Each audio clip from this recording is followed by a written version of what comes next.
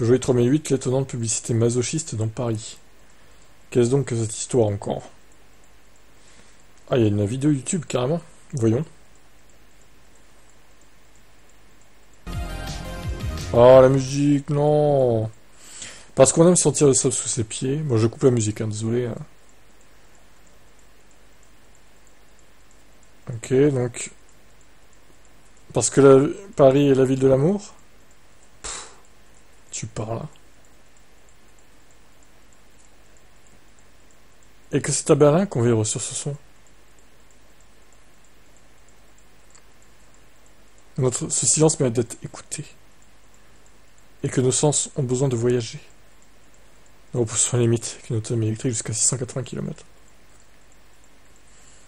C'est nul. Enfin, est-ce que ça vous fait rêver, ce genre de pub? Non mais vraie question, hein.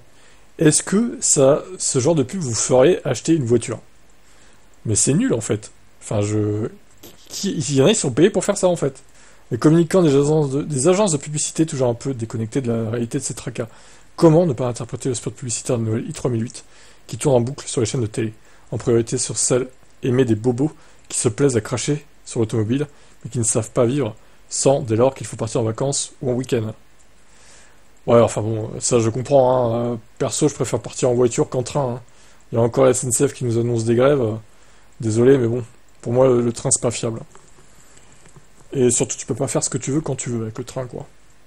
La publicité en question parle du rapport d'automobile et Paris, volant des SUV pourtant élevé au rang de Satan, par Anne Hidalgo.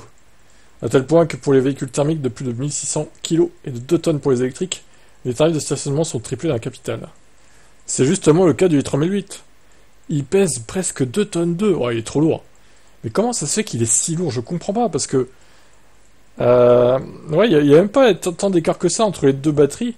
2183 pour la 73 kWh, et même pas 60 kg de plus pour la grosse. Pourtant, elle a quand même 26 kWh de plus, au final. Comment ça se fait que ce véhicule est si lourd? Le Scénic, il a 87 kWh de batterie.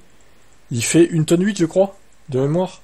Il fait 400 kg de moins que la grosse batterie, quoi. Et plus de 300 de moins que la petite batterie du Peugeot i3008. Il y a un problème de poids, clairement. Ça ruine son efficience, c'est n'importe quoi. Bon, bref, après, il parle du stationnement. Ouais, bon. On a compris l'idée. De toute façon, le i3008, j'aime pas le style, déjà. Et je trouve qu'il est un peu cher pour ce qu'il est. Et il y a des bugs et tout. C'est du bâclé, quoi. C'est un peu du bâclé, c'est dommage. Il y avait mieux à faire. Bon, on verra les prochains véhicules de Stellantis, ma foi. C'est aussi ça, le problème de faire du multi-énergie, c'est qu'au final, les VE sont pas forcément les plus efficients, ni les mieux finis, etc. Tout ça, c'est un peu bricolé, en fait. Mais bon, bref, c'est leur choix, hein. Après, voilà. Ils ont fait ce choix-là, faut respecter. Ouais, ciao.